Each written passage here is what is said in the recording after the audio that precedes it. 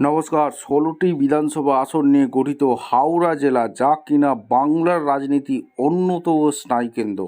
নির্বাচনের দামামা বাজলেই সবার নজর থাকে এই জেলার দিকে। আজ আমরা আলোচনা করব হাওড়া জেলা নিয়ে হওয়া সাম্প্রতিক ওপিনিয়ন পোল বা জনমত সমীক্ষা নিয়ে। হাওড়া বরাবরই রাজনৈতিকভাবে অত্যন্ত সচেতন জেলা।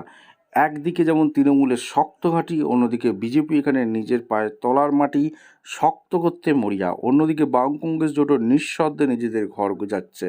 কিন্তু সাধারণ মানুষ কী ভাবছে, আজকে আমরা সেই সমীক্ষা নিয়ে আলোচনা করব। তৃণমূল কংগ্রেস গতবারের সাফল্য বজায় রাখতে তারা কি পারবে? অর্থাৎ সমীক্ষা বলছে ঘাসফুল শিবিরের দাপট কিন্তু এখনও অটুট।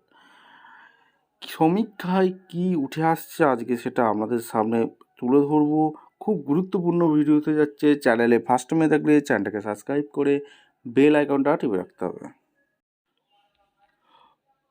প্রথম যে আসনটা আছে সেটা হচ্ছে বালি। হাওড়ার বালি সম্ভাব্য জয়ী হতে চলেছে তৃণমূল কংগ্রেস প্রার্থী। 2 নম্বর হচ্ছে উত্তর হাওড়া। উত্তর হাওড়াতে কী হতে চলেছে, এবারও তৃণমূল কংগ্রেস প্রার্থী জয়ী হতে চলেছে।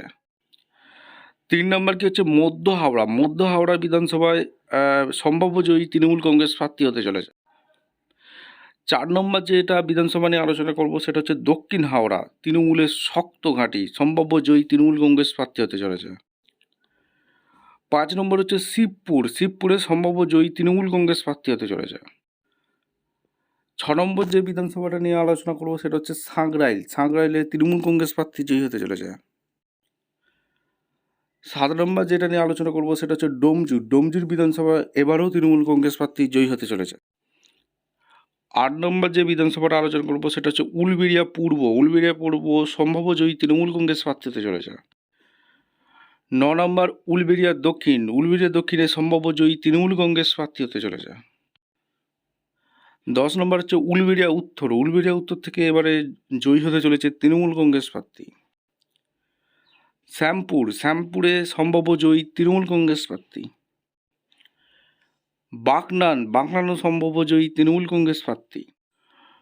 উদয়নারায়ণপুর। উদয়নারায়ণপুরে সম্ভাব্য জয়ী তৃণমূল কংগ্রেস প্রার্থী।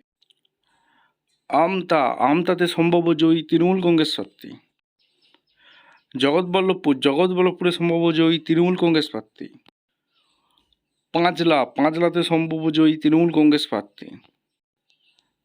হাওড়া জেলায় 16টি বিধানসভা আসন আছে। 16টি বিধানসভা ওপিনিয়ন পোল, হাওড়ার জনমত সমীক্ষা উঠে আসছে তৃণমূল কংগ্রেস একাই 16তে 16 পাচ্ছে।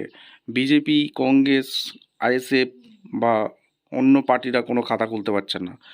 আপনারা অবশ্যই কমেন্ট সেকশনে আপনাদের মতামত জানাতে ভুলবেন না। দেখা হচ্ছে কোনো পরবর্তী ভিডিও। ধন্যবাদ।